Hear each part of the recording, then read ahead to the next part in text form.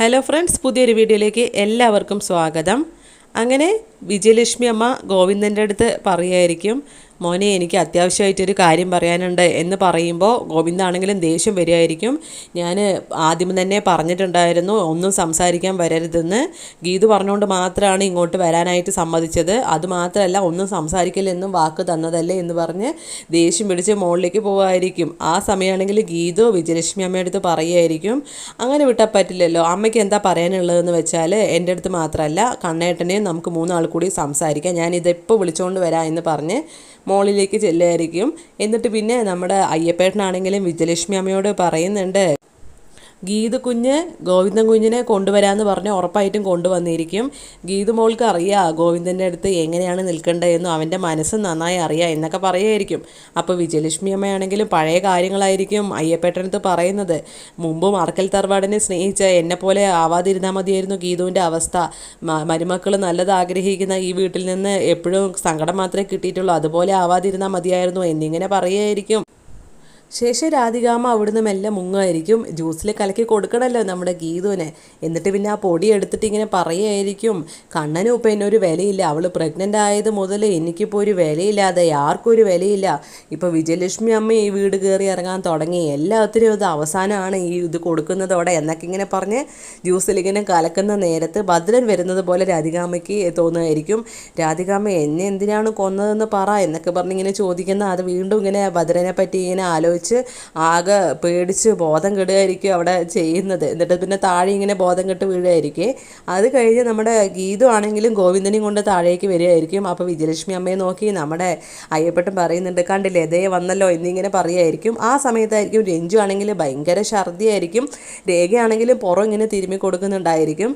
എന്നിട്ട് വിജയലക്ഷ്മി അമ്മ പറയുന്നുണ്ട്, ഇതന്നെയാണ് എനിക്ക് പറയാനുള്ളത്, രാവിലെ മുതൽ ഇതന്നെയായിരുന്നു ശിവ ഇങ്ങനെ തന്നെ ഛർദിച്ചുകൊണ്ടിരിക്കുകയായിരുന്നു, എനിക്ക് ആകെ ടെൻഷനുണ്ട് എന്നിങ്ങനെ പറയായിരിക്കും വിജയലക്ഷ്മി അമ്മ ഗോവിന്ദൻ്റെ അടുത്ത്. അപ്പോൾ ഗീതുവിനാണെങ്കിലും ടെൻഷൻ വന്നിട്ട് പറയുന്നുണ്ട്, എനിക്ക് തോന്നുന്നത് ഇത് വേറൊന്നും അല്ല, ഇത് പ്രഗ്നൻ്റ് ആണെന്ന് തന്നെയാണ് എനിക്കും തോന്നുന്നത് എന്ന് ഗീതുവിനെ പറയുമായിരിക്കും. ആ സമയം രഞ്ജു ആണെങ്കിലും പറയുന്നുണ്ട്, ആരും ടെൻഷനാവുമൊന്നും വേണ്ട, ഇത് ഇനി ചെറിയൊരു വിശേഷത്തിൻ്റെയാണ്, നിങ്ങളുടെ പ്രഗ്നൻസി ക്ലബ്ബിൽ ഇനി ഞാനും ഉണ്ടായിരിക്കും, ഞാനും പ്രഗ്നൻ്റ് ആണ് എന്നിങ്ങനെ പറയുമായിരിക്കേ. അപ്പോൾ രഞ്ജു പ്രഗ്നൻ്റ് ആണെന്ന് അറിയുമ്പോൾ എല്ലാവരും ഒന്ന് ഞെട്ടായിരിക്കും ചെയ്യുന്നത്. കാരണം അങ്ങനെ പ്രഗ്നൻ്റ് ആവാൻ പാടില്ലെന്നായിരുന്നല്ലോ ഡോക്ടർ പറഞ്ഞിട്ടുണ്ടായിരുന്നത്. അപ്പോൾ എല്ലാവർക്കും ഭയങ്കര ടെൻഷനാവുമായിരിക്കും. അപ്പോൾ രഞ്ജു ആണെങ്കിലും ചോദിക്കുന്നുണ്ട്, ഞാൻ പ്രഗ്നൻ്റ് ആണെന്ന് അറിഞ്ഞിട്ട് എന്താ ആർക്കും ഒരു സന്തോഷമില്ലാത്ത, എല്ലാവരുടെയും മുഖത്തൊരു ടെൻഷനാണല്ലോ എന്നിങ്ങനെ പറയേ. അപ്പോൾ നമ്മുടെ ഗീതം ആണെങ്കിലും പറയും, ഒന്നുമില്ല, പെട്ടെന്ന് ഇങ്ങനെ കേട്ടപ്പോൾ സന്തോഷം കൊണ്ടാണ് എന്നൊക്കെ പറഞ്ഞ് കെട്ടിപ്പിടിച്ച് കൺഗ്രാറ്റ്സ് ഒക്കെ പറയുമായിരിക്കും കേട്ടോ. അപ്പോൾ നമ്മുടെ വരുണാണെങ്കിലും വിചാരിക്കുന്നുണ്ട്, ഇവർക്ക് എന്താണ് എല്ലാവർക്കും ഒരു ടെൻഷൻ പോലെ എന്തോ ഉണ്ടല്ലോ എന്നൊക്കെ ഇങ്ങനെ വിചാരിക്കുകയായിരിക്കും. ശേഷം കാഞ്ചനയാണെങ്കിൽ അവിടുന്ന് പോവുമായിരിക്കും. പോകുമ്പോൾ നമ്മുടെ രാധികാമ്മ നിലത്തിങ്ങനെ വീണ് കിടക്കുന്നത് കണ്ടിട്ട് വിളിക്കാനായിട്ട് ചെല്ലുമ്പോൾ കാഞ്ചന വിളിക്കാനായിട്ട് വരുന്നത് കാണുമ്പോൾ രാധികാമ്മ അയ്യോ ഭദ്രനാണെന്ന് വിചാരിച്ചു വീണ്ടും ഭയങ്കര കരച്ചിലായിരിക്കും. ആ സമയം വരുൺ അവിടെ എത്തുമായിരിക്കും. വരുണിനെ കാണുമ്പോഴും അത് ഭദ്രനായിട്ട് നമ്മുടെ രാധികാമ്മയ്ക്ക് തോന്നുമായിരിക്കും.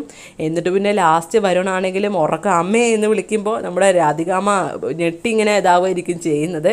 എന്നിട്ട് പിന്നെ ഞാൻ ഭദ്രനെ കണ്ടു എന്ന് പറയുമ്പോൾ കാഞ്ചനനെ ഇങ്ങനെ നോക്കിയിട്ട് വരുൺ പറയുന്നുണ്ട്, അമ്മ ഇനി വല്ലതും വിളിച്ചു പറയല്ലേ എന്നിങ്ങനെ ഒരു സൂചനയൊക്കെ കൊടുക്കുന്നുണ്ടാകും. പക്ഷെ രാധികാമ്മയ്ക്ക് അതൊന്നും ഒരു ഓർമ്മയേ ഉണ്ടാവില്ല.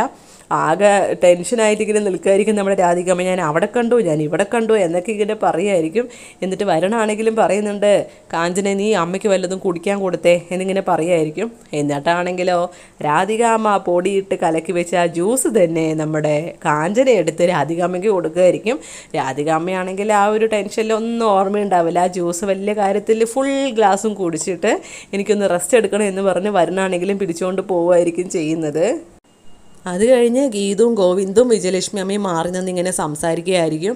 അപ്പോൾ ഗോവിന്ദാണെങ്കിലും പറയുന്നുണ്ട്, ലോകത്തിൻ്റെ ഏത് കോണിൽ പോയിട്ടാണെങ്കിലും രഞ്ജുവിൻ്റെ ഈ രോഗം മാറ്റും, കുഞ്ഞിനും ഒരു കുഴപ്പം ഉണ്ടാവില്ല, ഞാൻ അവളുടെ ഏട്ടനല്ലേ, എല്ലാം ഞാൻ കൂടെ നിന്ന് ചെയ്തോളെ, എൻ്റെ സ്വത്തുക്കൾ വേണമെങ്കിൽ മൊത്തം കൊടുത്തിട്ടാണെങ്കിൽ ഏത് കോണിൽ പോയിട്ടാണെങ്കിലും അവളെ ചികിത്സിച്ച് മാറ്റാം എന്നൊക്കെ പറയുമ്പോൾ ഇങ്ങനെ വിജയലക്ഷ്മി അമ്മയാണെങ്കിലും ഗോവിന്ദനെ ഇങ്ങനെ നോക്കുന്നുണ്ട് കണ്ണൊക്കെ നിറഞ്ഞിട്ട്. അപ്പോൾ നമ്മുടെ വിജയലക്ഷ്മി അമ്മയാണെങ്കിലും പറയുന്നുണ്ട്, ബോൺ മാരോ സർജറിയുടെ കാര്യമൊക്കെ പറയുമ്പോൾ ഞാൻ വേണമെങ്കിൽ കൊടുക്കാം എൻ്റെ എന്നൊക്കെ ഗോവിന്ദ് ഇങ്ങനെ ഉറപ്പ് കൊടുക്കുകയായിരിക്കും. ശേഷം ഗോവിന്ദ് ഗീതുവിൻ്റെ അടുത്താണെങ്കിലും പറയുന്നുണ്ട്, അന്ന് ഒരു ഡോക്ടറെ കാണാനായിട്ട് പോയപ്പോൾ അന്ന് ആക്സിഡൻ്റ് ആയിട്ടല്ലേ അത് വേണ്ടാന്ന് വെച്ചത്, ആ ഡോക്ടറെ നമുക്ക് ഒന്നുകൂടി കാണാൻ പറ്റുമോ ഗീതു എന്നിങ്ങനെ ചോദിക്കുമ്പോൾ ഗീതു ആണെങ്കിലും പറയുന്നുണ്ട്, ആ ഡോക്ടർ വല്ലപ്പോഴും മാത്രമേ കേരളത്തിൽ വരൂ, ഇപ്പോൾ ഇവിടെ അവൈലബിൾ ആണോ എന്ന് ഞാൻ എന്തായാലും ചെക്ക് ചെയ്യുക എന്നൊക്കെ ഇങ്ങനെ പറയുമായിരിക്കും. അപ്പോൾ ഇവരിങ്ങനെ സംസാരിച്ചുകൊണ്ടിരിക്കുന്ന സമയത്തായിരിക്കും രഞ്ജു കടന്നു വരുന്നത്. അപ്പോൾ രഞ്ജു ആണെങ്കിലും പറയും, എന്താണൊരു ചർച്ച, എല്ലാവരും എന്താണൊരു ഭയങ്കര പരിഭ്രാന്തരായിട്ട് ഇങ്ങനെ നിൽക്കുന്നത് എന്നൊക്കെ ചോദിക്കുമ്പോൾ നമ്മുടെ ഗീതു ആണെങ്കിലും പറയും, അല്ല ഏത് ഗൈനക്കോളജിസ്റ്റിനെ കാണിക്കണം എന്നൊക്കെയാണ് ഞങ്ങൾ ചർച്ച ചെയ്തത്, ഒന്നുമില്ല മോളെ എന്നൊക്കെ ഇങ്ങനെ പറയേ. അപ്പോൾ രഞ്ജു ആണെങ്കിലും പറയും, നമുക്ക് 3 ആൾക്കും ഒരു ഗൈനക്കോളജിസ്റ്റിനെ തന്നെ കാണിക്കുക, എന്നിട്ട് 3 ആൾക്കും ഒരുമിച്ച് ലേബർ റൂമിൽ കയറാം, എന്നിട്ട് 3 ആൾക്ക് എൻജോയ് ചെയ്ത് 3 കുഞ്ഞിനെയും കൊണ്ട് ഇങ്ങോട്ട് വരാം, എങ്ങനെ ഉണ്ടായിരിക്കും എന്നൊക്കെ ഇങ്ങനെ പറയുമായിരിക്കും രഞ്ജു സന്തോഷത്തിൽ.